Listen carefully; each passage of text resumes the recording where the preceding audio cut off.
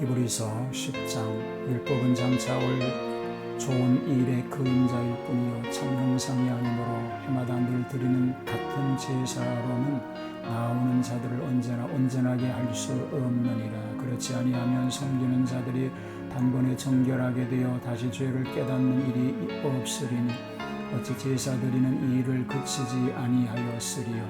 그러나 이 제사들에는 해마다 죄를 기억하게 하는 것이 있나니 이는 황소와 염소의 피가 능히 죄를 없이 하지 못함이라. 그러므로 주께서 세상에 임하실 때에 이르시되 하나님이 제사와 예물을 원하지 아니하시고 오직 나를 위하여 한 몸을 예비하셨도다. 번제와 속죄제는 기뻐하지 아니하시나니 이에 내가 말하기를 하나님이여 보시옵소서 두루마리 책에 나를 가리켜 기록된 것과 같이 하나님의 뜻을 행하려 왔나이다 하셨느니라. 위에 말씀하시기를 주께서는 제사와 예물과 번제와 속죄제는 원하지도 아니하고 기뻐하지도 아니하신다 하셨고 이는 다 율법을 따라 드리는 것이라. 이후에 말씀하시기를 보시옵소서 내가 하나님의 뜻을 행하러 왔나이다 하셨으니 그 첫째 것을 폐하심은 둘째 것을 세우려 하심이라. 이 뜻을 따라 예수 그리스도의 몸을 단번에 들이심으로 말미암아 우리가 거룩함을 얻었노라. 제사장마다 매일 서서 섬기며 자주 같은 제사를 드리되 이 제사는 언제나 죄를 없게 하지 못하였거니와 오직 그리스도는 죄를 위하여 한 영원한 제사를 드리시고 하나님 우편에 앉으사 그 후에 자기 원수들을 자기 발등상이 되게 하실 때까지 기다리시나니 그가 거룩하게 된 자들을 한 번의 제사로 영원히 온전하게 하셨느니라.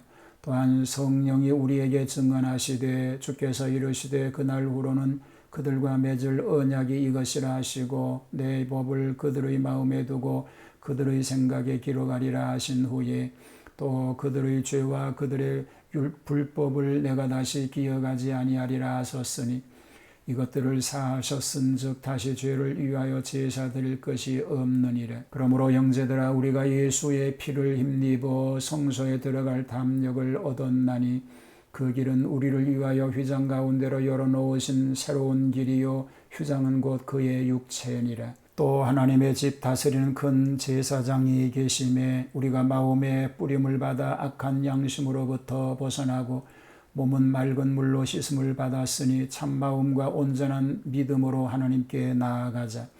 또 약속하신 이는 미쁘시니 우리가 믿는 도리에 소망을 움직이지 말며 굳게 잡고 서로 돌아보아 사랑과 선행을 격려하며 모의를 표하는 어떤 사람들의 습관과 같이 하지 말고 오직 권하여 그날이 가까움을 볼수록 더욱 그리하자.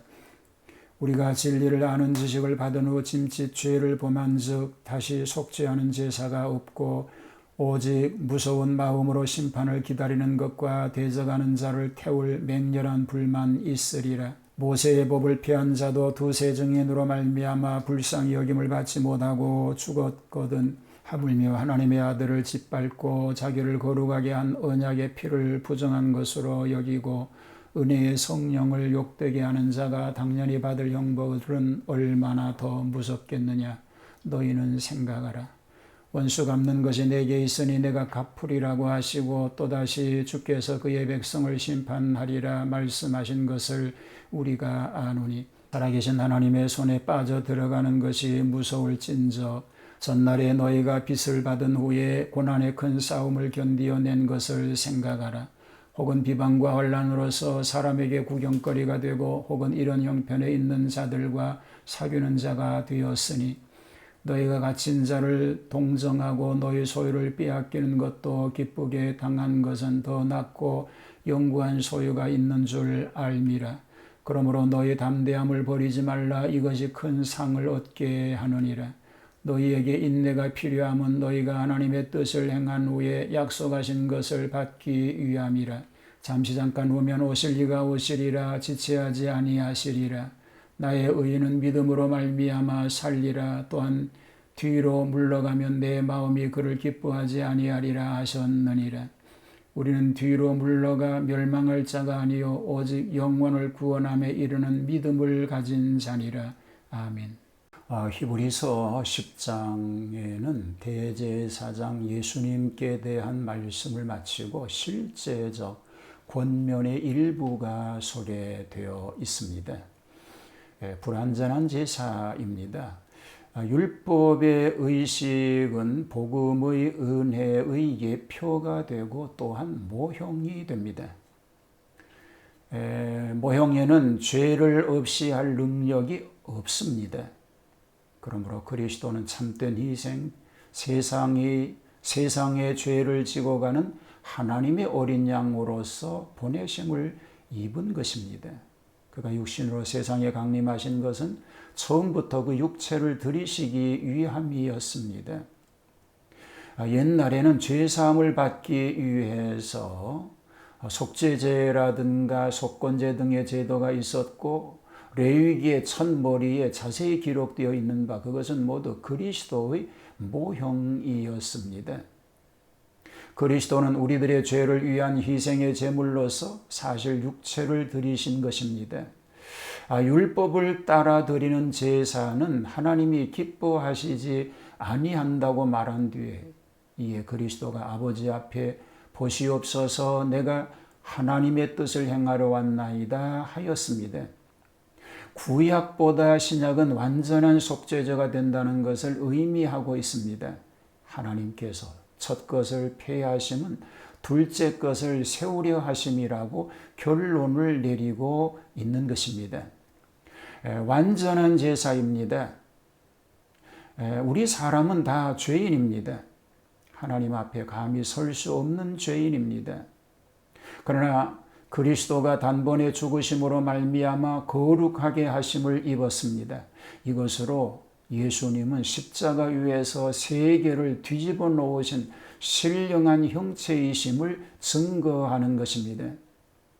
영원히 온전케 하신다고 하는 것은 범하였던 죄를 벗고 그리스도의 의를 힘입어 하나님의 자녀가 되고 마지막에는 육신까지 그리스도 안에서 부활하여 영원 세계에 가기까지 구원을 완성하게 한다는 것입니다.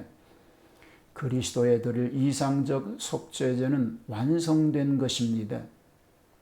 궁극적인 것이기만큼 그는 완전하신 구주가 되심과 그의 종교는 절대적 종교인 것을 확신하라는 것입니다. 그러므로 짐짓 죄를 범한 즉 다시 속죄하는 제사가 없다고 말하고 있는 것입니다. 권면과 경고입니다. 여러 가지 실제적 권면을 말하지요. 거룩하신 하나님께서 죄 많은 사람을 가까이 못합니다. 하나님은 사람을 사랑하여 찾다가 그리스도에게서 사람을 만났고 사람은 외로워서 하나님을 찾다가 그리스도에게서 하나님을 만났습니다. 그러므로 그리스도의 별명이 임마누엘인 것 같이 하나님과 사람이 그리스도에게서 함께 있게 된 것입니다. 하나님께 가까이 가려면 마음의 뿌림을 받아야 하고 양심의 악을 깨달아야 하고 몸을 맑은 물로 씻어야 하고 참마음을 가져야 하고 온전한 믿음을 가져야 하고 소망을 굳게 잡아야 하고 서로 돌아보아 사랑해야 하고 선행을 격려해야 하고 모이기를 피하지 말아야 하고 주님의 강림을 기다려야 한다고 말하고 있습니다. 타락자에 대한 경고가 있습니다. 하나님은 그 아들을 주시고 그리스도는 그 피를 흘리셨으며 성령은 은혜를 베푸십니다. 배교 타락이란 이 삼위의 하나님을 업신여기는 일입니다. 신약의 은혜의 배후에는 이를 업신여기는 자에 대한 두려운 벌이 있는 줄로 믿습니다.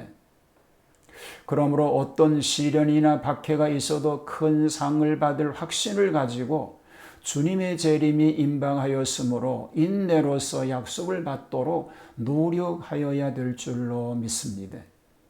잠시 후에 오실 주님이기 때문에도 명심불망한 신앙의 자세가 필요한 줄로 믿습니다. 그런 은혜로운 삶을 살 수 있게 되기를 주님의 이름으로 축복합니다. 하나님 앞에 바른 예배자로 살게 하여 주옵소서. 하나님을 기쁘시게 해드리는 삶 되게 하옵소서. 예수님 이름으로 기도하옵나이다. 아멘.